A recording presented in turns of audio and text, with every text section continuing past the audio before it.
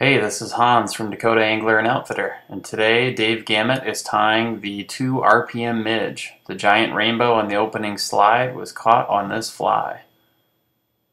Dave uses a Daiichi 1273 curved shank hook, which is also red.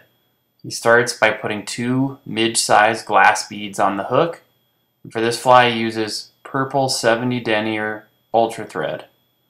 He's going to start his thread behind the glass beads and work back until his thread is even with the barb of the hook.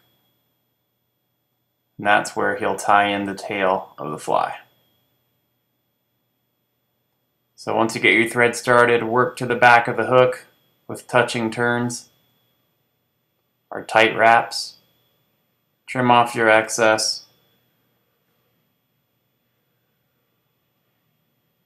Dave uses CDC for the tail of this fly, either a light gray or off-white CDC, and just kind of bundle the fibers together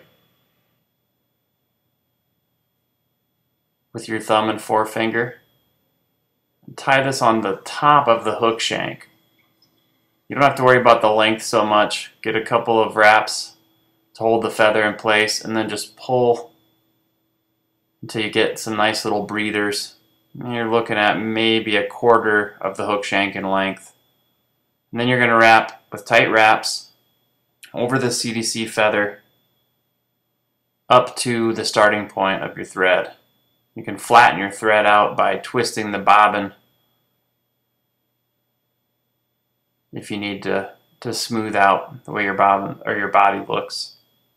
Now, you're not going to trim off all of the CDC. You're going to leave a little tough for an emerging wing.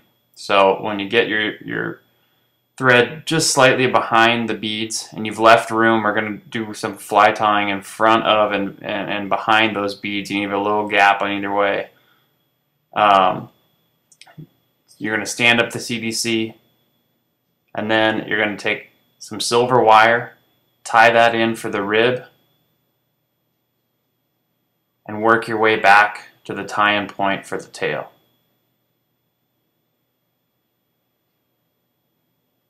Again, spinning your bobbin occasionally to flatten out the thread to make a nice smooth thread body for the fly.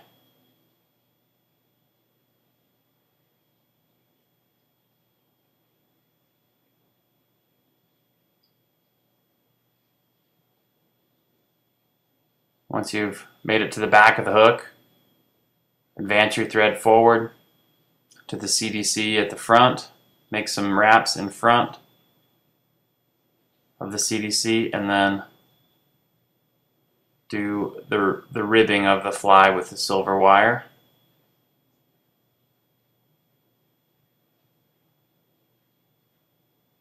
Once you get to your thread, tie off. Dave's holding the CDC out of the way while he ties off the wire.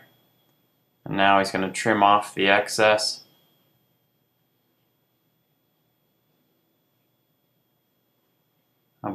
Pull back on the CDC. Put a few more thread wraps. Help stand it up. Now Dave is going to take some pearl medium tensile and add some flash to the front of the fly. Tie in one strip on the near side of the hook.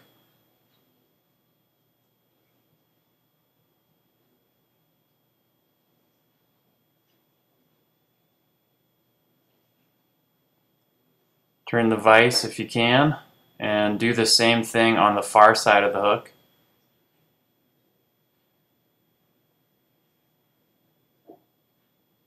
Tie that in just behind the bead and in front of the CDC.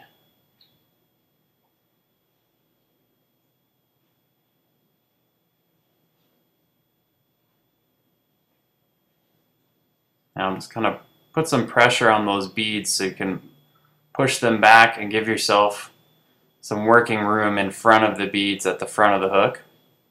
Now I'll hold those beads back and advance your thread by pulling it alongside the beads and then quickly make a couple wraps in behind the eye. And now you're going to pull your flash alongside the bead on the near side of the hook.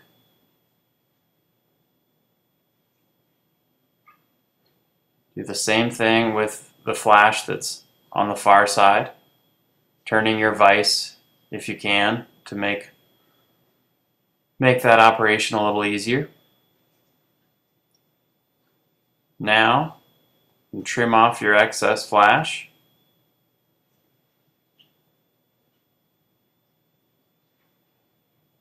And trim your emerging wing to length, just a little tuft. Simulate the wings starting to open up.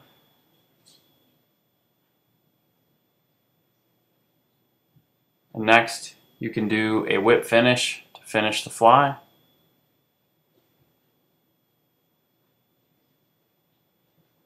An extra one for good measure. And then you can trim off your excess thread. Now to finish the fly, Dave coats the two beads and the little pearl wing buds with Loon hardhead. It's a nice substitute for epoxy. There's no mixing involved. Really easy to work with. You can apply the hardhead with the brush-on applicator that comes in the bottle, but with these smaller flies you don't need much. So really make sure that the majority of the hardhead that comes out when you pull the brush out has fallen back into the bottle, and just don't load that brush up too much. You can also use a bodkin to apply that, but either way you go, make sure you equally distribute it. Dave's got his nice thumb in the way there. Distribute it around the beads evenly. You can usually accomplish that by putting on a little bit on each side of the vise and then spinning the fly a little bit if you have a rotary vise, or even just taking the bodkin and moving and distributing it around. But that's pretty much the finished fly. You got to just hang out for a little bit until that starts to set up so you can take it out of the vise. Rotate your vise so it doesn't pool in one spot. But there you go. This is a very effective fly, a little different fly, but it sure is a good bug, especially on still waters where they're feeding on chironomids, but great for river or stream as well.